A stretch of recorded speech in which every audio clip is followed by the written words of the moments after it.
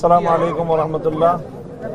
আজকে বাংলাদেশের মাননীয় প্রধান উপদেষ্টা জাতীয় ঐকমত্য কমিশনের পক্ষ থেকে সকল রাজনৈতিক দলগুলোকে আহ্বান জানিয়েছিলেন যে চলমান যে সংস্কার প্রক্রিয়া, এই সংস্কার প্রক্রিয়াটির প্রথম ধাপ সম্পন্ন হয়েছে এবং দ্বিতীয় ধাপের সূচনা লগ্নে আজকের এই গুরুত্বপূর্ণ বৈঠকে তিনি আহ্বান জানিয়েছিলেন।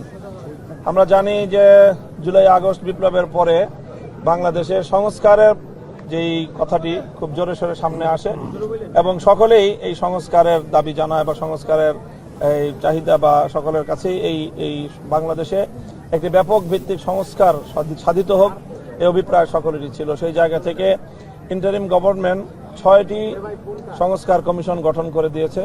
সেই 6টি কমিশনই তারা তাদের সংস্কারের জন্য প্রস্তাবনা তারা তৈরি করেছে। সেই প্রস্তাবনা নিয়ে এখন জাতীয় ঐকমত্য গঠন করার জন্য 6টি কমিশনের প্রধানদেরকে নিয়ে মাননীয় প্রধান উপদেষ্টার নেতৃত্বে জাতীয় ঐকমত্য কমিশন গঠন করা হয়েছে। সেই কমিশনের আগামী দিনের কার্যক্রম পরিচালনার যে রূপরেখা সেটি ঘোষণা করা হয়েছে আজকে, এবং সেই আগামী দিনের কার্যক্রম পরিচালনার একটি উদ্বোধনী প্রোগ্রাম ছিল আজকে।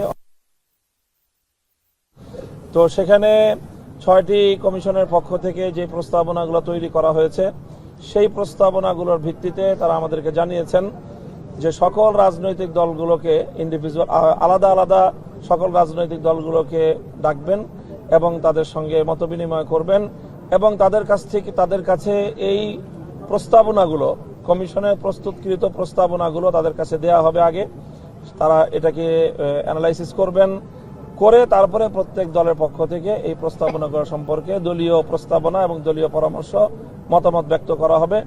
এবং সেই ভিত্তিতে প্রধান উপদেষ্টা একটা টাইম ফ্রেম তিনি ঘোষণা করেছেন যে আগামী আশা করা যায় যে 6 মাসের মধ্যে দ্বিতীয় ধাপ সম্পন্ন হয়ে সংস্কারগুলো ঐক্যমতের ভিত্তিতে সাধিত হবে।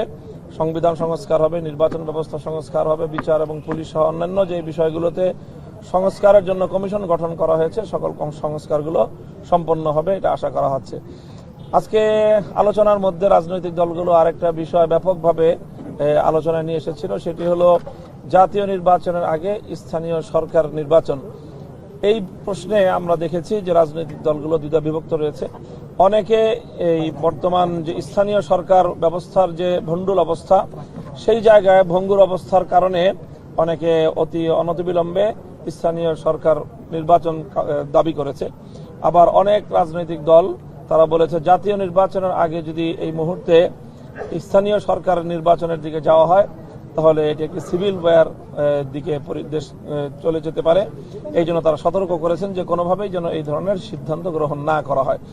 সেই সাথে সকলে আরেকটি বিষয় ঐক্যমত পোষণ করেছে এবং সকলের অভিন্ন ঘোষণা ছিল যেন বিগত ফ্যাসিস্ট সরকার এবং সেই ফ্যাসিবাদী শক্তি তাদেরকে যেন কোনোভাবেই রাজনীতিতে পুনর্বাসিত করার কেউ কোনো অপচেষ্টা না চালায় এবং এই আগামী নির্বাচনের এই প্রস্তুতি পর্বে বা কোনো অজুহাতে সেই পতিত সরকার বা তারা সেই ফ্যাসিবাদী শক্তি তারা যেন বাংলাদেশের রাজনীতিতে পুনর্বাসিত হওয়ার সুযোগ না পায়।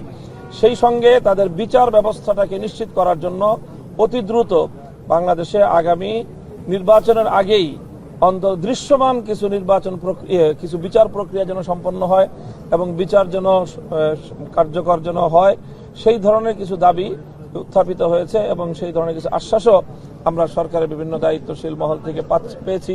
কোনো কোনো উপদেষ্টা বলেছেন এই ধরনের কথা যে বা সরকারি পক্ষ থেকে এই ধরনের আশ্বাসও শোনা যাচ্ছে যে অন্তত আগামী নির্বাচন বাস্তবায়ন হওয়ার আগেই বিগত এই ফ্যাসিবাদী শক্তির এবং এই হত্যাকারী শক্তির তাদের কিছু বিচার এটা দৃশ্যমান হবে, সেই আশাবাদ আমরা ব্যক্ত করেছেন। আমরাও সেইভাবে আশাবাদী। তো এই ছিল মোটামুটি আজকে কথা। আমরা আমাদের পক্ষ থেকে যেই কথাটি বলেছি, আমরা বলেছি যে অবশ্যই এখন যেই সংস্কারের যেই প্রক্রিয়ার যে দ্বিতীয় ধাপ শুরু হচ্ছে সেখানে সকল রাজনৈতিক দলগুলো নিজ নিজ মতামত ব্যক্ত করবে এবং তারা অংশগ্রহণ করবে। সেই সাথে আমরা চাই যে এই সংস্কার প্রস্তাবনা এবং সেটা বাস্তবায়ন কার্যক্রম শুরু হওয়ার শুরুতেই যে বিষয়গুলো সমাধা হওয়া উচিত, নির্ধারিত হওয়া উচিত, সেগুলো হলো আগামীর বাংলাদেশের ভিত্তি কি হবে, আগামীর সংস্কারের ভিত্তি কি হবে। সেজন্য আমরা মনে করি যে জুলাই আগস্ট বিপ্লবের যে একটি ঘোষণাপত্র জাতির সামনে ঘোষিত হওয়ার কথা, আমরা জোর দিয়েছি সেটি যেন অনতিবিলম্বে সেই ঘোষণাপত্র যেন জাতির সামনে ঐক্যমতের ভিত্তিতে চলে আসে। সেই সাথে আগামীর বাংলাদেশ আমরা কেমন দেখতে চাই? অবশ্যই 2024-এর আগস্ট বিপ্লবের পূর্ববর্তী বাংলাদেশের আমরা পুনরাবৃত্তি চাই না। এজন্য বাংলাদেশটাকে আমরা যেভাবে আগামীর বাংলাদেশ দেখতে চাই, সেখানে যেই অতীতের যেই বাংলাদেশের যে ঘটনা প্রবাহ, সেই ঘটনা প্রবাহের সূত্র ধরে 47, 71 এবং 2024-এর যে বাংলাদেশ যেই ঘটনা প্রবাহ, সেই ঘটনার ভিত্তিতে যেন আগামীর বাংলাদেশ গড়ে ওঠে, সেই ধরনের প্রত্যাশা আমরা ব্যক্ত করেছি। নির্বাচন ইস্যুতে আমাদের বক্তব্য সুনির্দিষ্ট, সেটাই যে প্রয়োজনীয় সংস্কার হবে এবং প্রয়োজনীয় সংস্কার শেষ হওয়ার পরে চলতি 2025 সালের মধ্যেই 25 সালের শেষ নাগাদ যেন অন্তত জাতীয় নির্বাচনটা অনুষ্ঠিত হয়, সেই প্রত্যাশা আমরা। স্থানীয় সরকার নির্বাচনের ব্যাপারে আমরা আমাদের দলের পক্ষ থেকে সুনির্দিষ্ট কোনো বক্তব্য রাখিনি এবং এই ব্যাপারে আমাদের এই মুহূর্তে কোনো বক্তব্য নেই। আমরা মনে করি যে এই ব্যাপারে রাজনৈতিক দলগুলোর ঐক্যমত হওয়া প্রয়োজন। এরপরে স্থানীয় সরকারের নির্বাচন আগে বা পরে হওয়া, এটা কোনোভাবেই রাজনৈতিক দলগুলোর মতবিরোধ সহ এই নির্বাচনের দিকে দেশ যাওয়া কোনোভাবেই উচিত হবে না। Thank you. আসসালামু আলাইকুম।